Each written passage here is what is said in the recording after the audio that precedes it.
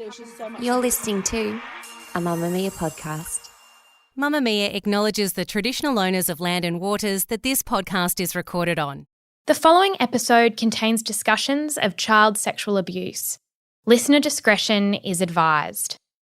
This is the second part of my interview with investigative journalist Camille Bianchi, host and creator of the Nurse podcast. If you missed part one, we recommend you go back to last week's episode and listen to that before coming back and listening to part two. In part one, we learned about former Launceston nurse Jim Griffin. Nurses who worked on Ward 4K noticed strange behaviour he was exhibiting towards little girls, all of whom were patients in his care. While some nurses made complaints, they appear to have been rapidly dismissed. Then, in May last year, a young woman referred to as Alice walked into Launceston Police Station and alleged that she had been sexually abused by Griffin. From there, other victims came forward. When police searched his house, they discovered a significant amount of child exploitation material, including pictures and videos of children being sexually abused. Griffin's history of abuse, however, would go back even further. And when it came time to face justice, Griffin made a horrific decision.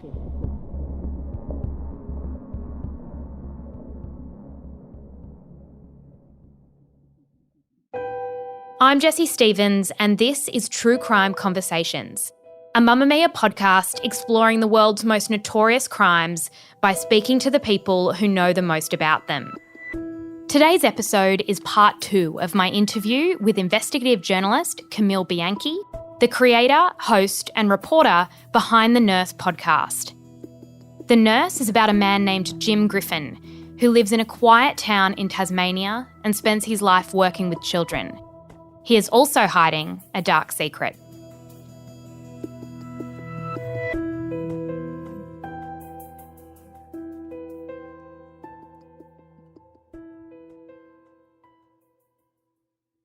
When charges were laid, Jim obviously knew that maybe time was coming up on the crimes that he'd been committing for allegedly decades and decades. What happened in the weeks following? Because that would be quite a sensitive time. His reputation is damaged. What happened in the weeks after the charges were laid?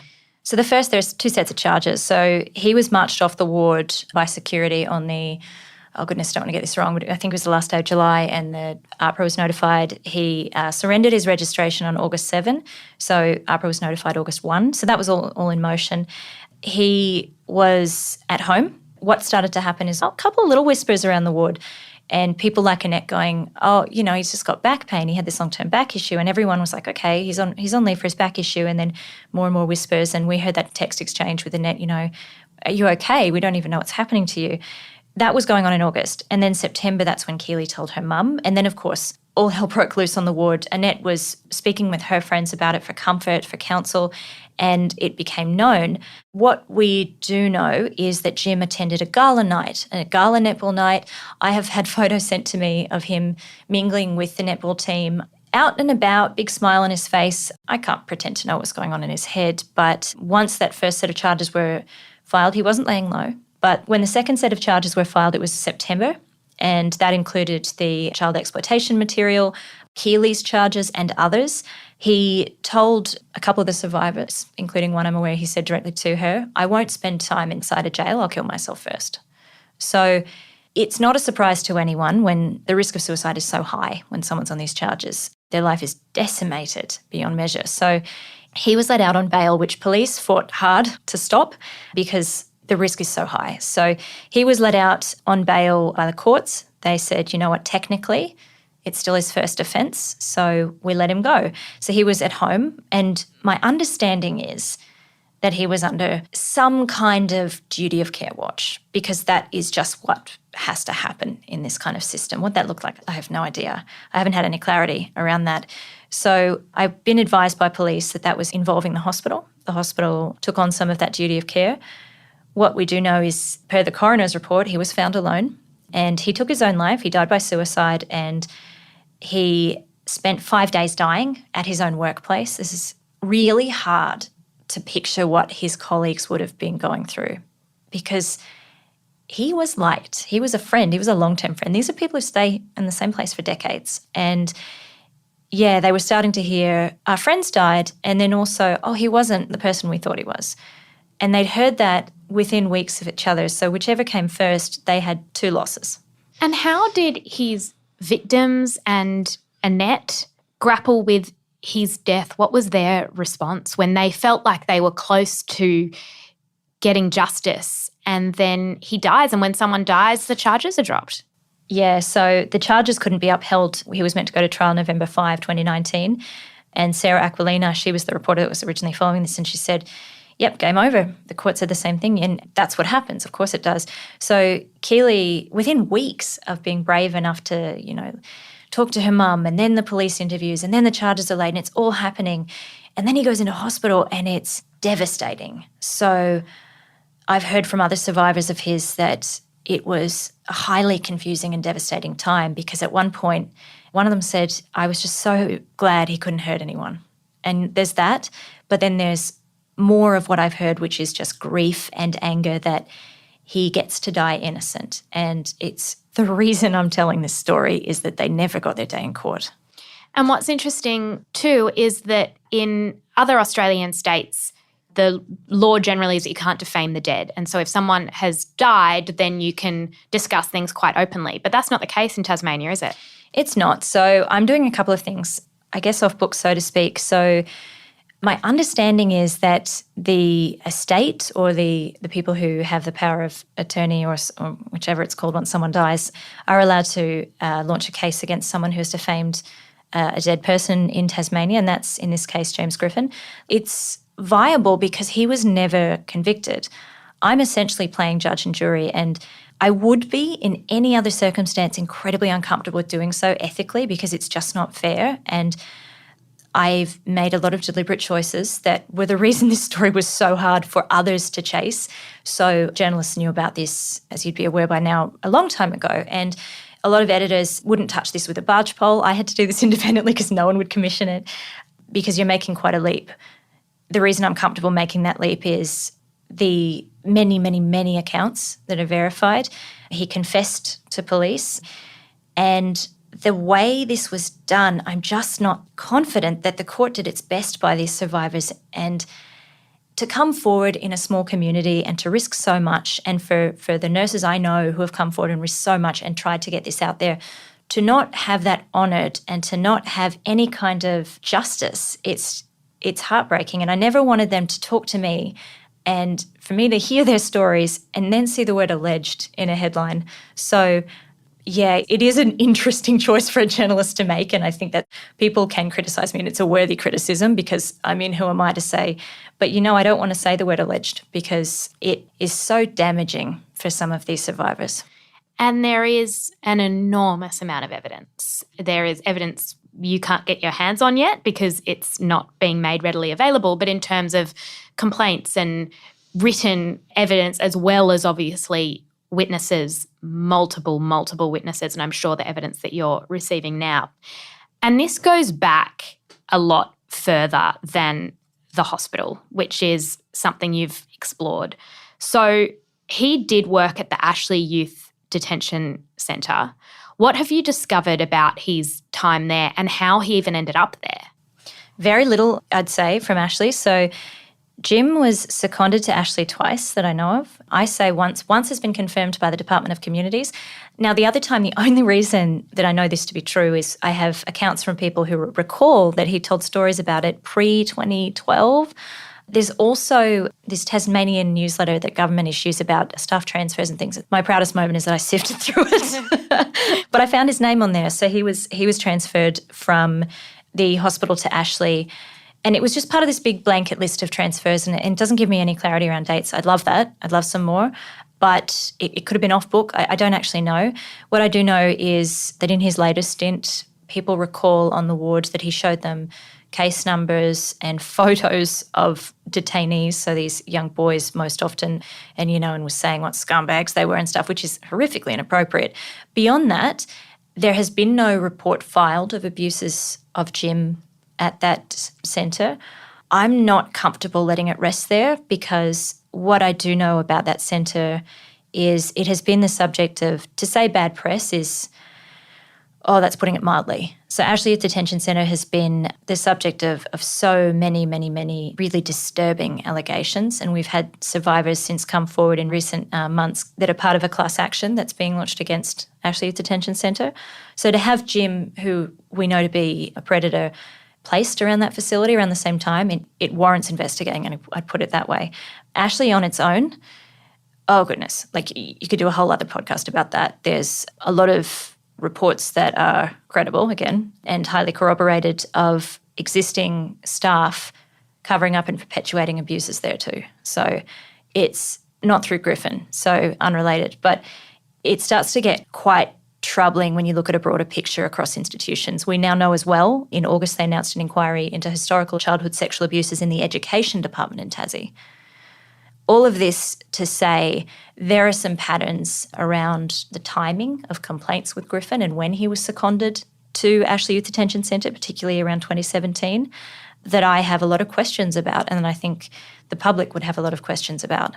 What disturbs me, probably, there's a lot of things to disturb, it's hard to make a list, but one of them is how very vulnerable, we talk about vulnerable, the kids in this youth detention centre are. They don't get a lawyer, a lot of them, when they come in. So I've had multiple sources cite, which is unheard of, by the way, that they haven't had legal representation. So they steal a pair of shoes and they're detained over Ashley for a week.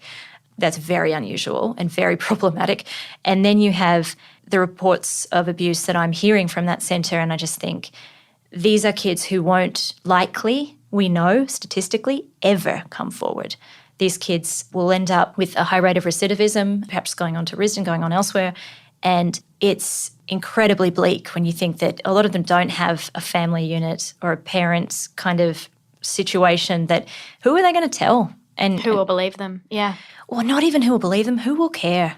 Yeah. Who will care, which is the worst thing to say. But you start to look at historically how, or not even historically, how recently some of the issues there have been treated, and you think these are the perfect victims.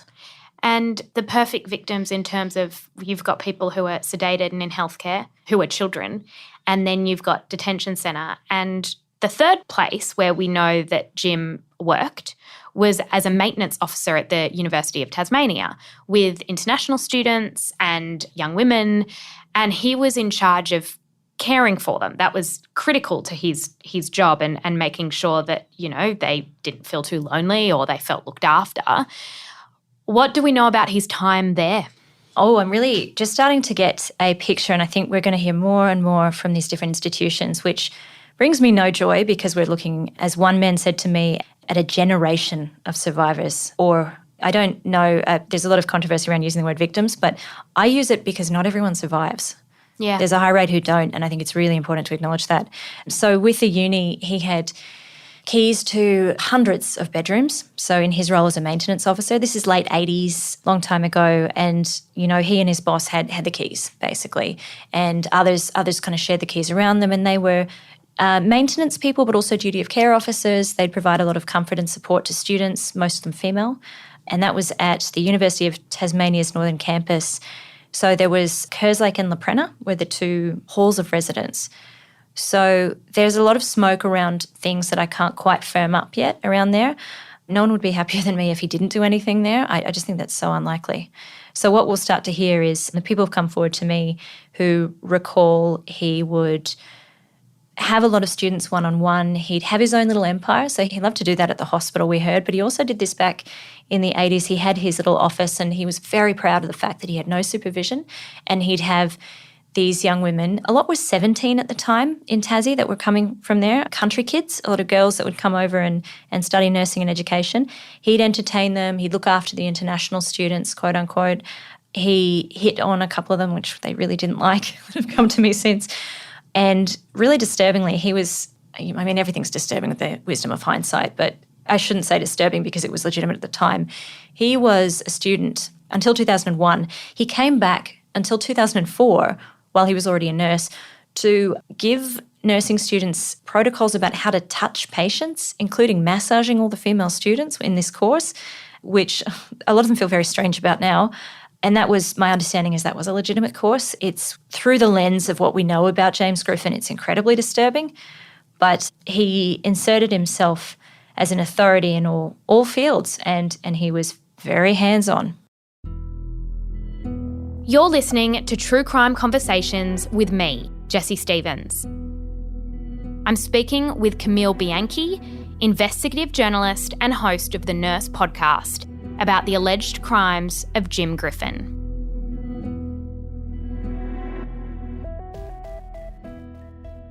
I wanted to ask, because the laws are different in Tasmania in many different ways, and obviously the one issue was getting charges laid. But if Jim had been convicted, can you give us some insight and some context into what conviction looks like when it comes to sex crimes in Tasmania? Because there's been some examples of some pretty pathetic sentencing for people who have done some really serious crimes. Yeah. Oh, goodness. In the research for this, I just kept coming across high-profile case after high-profile case. And look, I should, as a caveat, say there is nowhere on the planet that does well by sexual abuse survivors. No court system that I think people would hail necessarily as doing its best. We know the system, as people have said to me, is often more traumatising. That's why a lot of counsellors now don't blanket say lay charges or come forward because the emotional toll is so high. So I would preface it by saying that. However, I'm seeing some extraordinary cases that have been written up in the local paper from recent years. One of the most high-profile cases of childhood sexual abuse in Tasmania, which has been described to me by a former politician as a stain on its history, and I would agree with that, is the case of a 12-year-old girl who was prostituted by her mother and a pimp to hundreds of men. The reason it's so high profile and so notorious is that the Department of Public Prosecutions decided that when that all came out in 2009, it would not investigate or lay charges on anyone except one person, who was an MP, Terry Martin. And that means it was widely rumoured to have been a list that included high-profile individuals, and that was said to be the motivation behind the Department of Public Prosecutions suppressing this whole investigation and basically dismissing any kind of prosecution of anyone else. So Terry Martin did 0 jail time.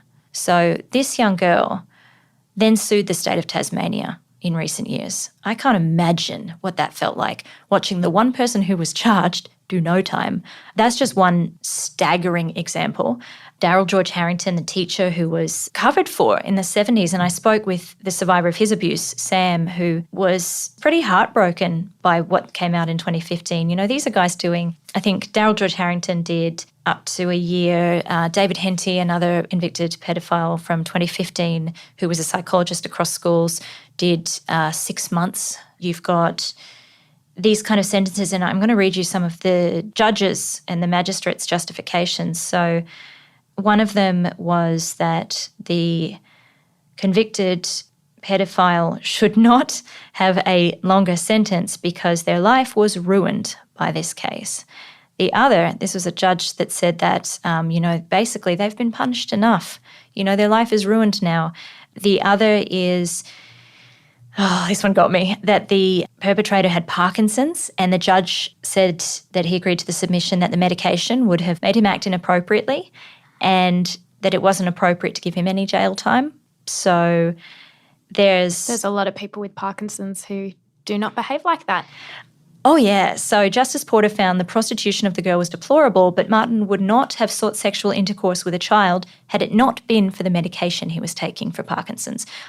I would love to hear what other people's opinions are of that. So we could talk about this all day. There's so many examples. So, yeah, what I've found and been told and repeatedly heard is that historically and recently we are just not doing right. And in Tasmania in particular, I have really grave concerns about how these cases are handled. The last thing I wanted to ask you is that there's one thing for someone to sort of fly under the radar in terms of these sorts of crimes, and then you're beginning to discover that, hang on, there actually were complaints and victims did come forward. And this is starting to look like there are elements of cover-up. And obviously, when we look historically at child sex abuse in the Catholic Church and now in the inquiry into the education system, there are definitely question marks. What is your theory, or are you finding out anything in terms of whether there might have been a cover-up and how high could this possibly go? I'd say cover-up is fair at this point. I was really reluctant to use that terminology earlier. I don't know how high it goes, and that will be the interesting question in coming months, especially with this independent inquiry, which can find out, hopefully, more than I ever could.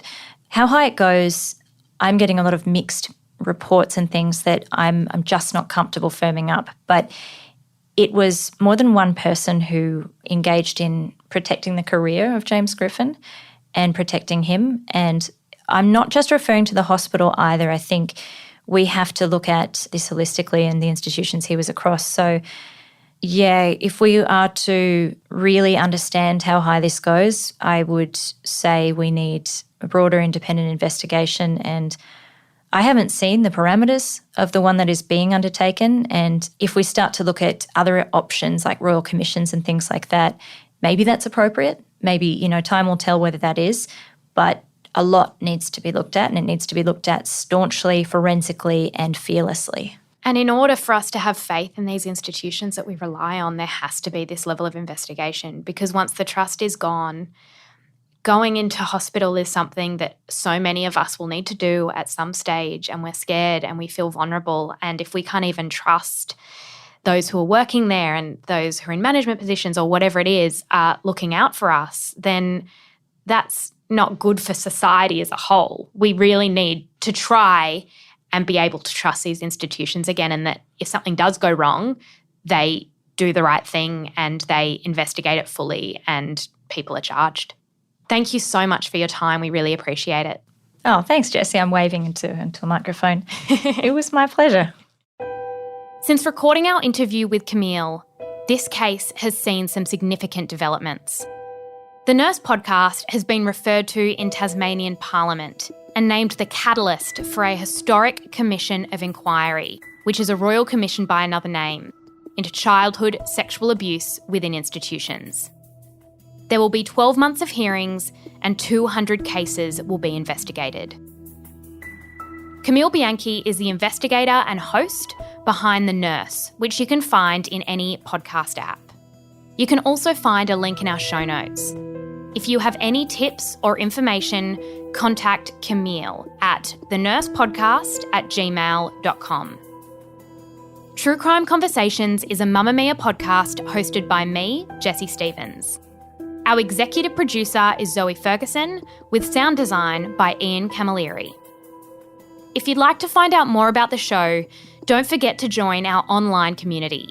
Just search for True Crime Conversations on Facebook and make a request to join.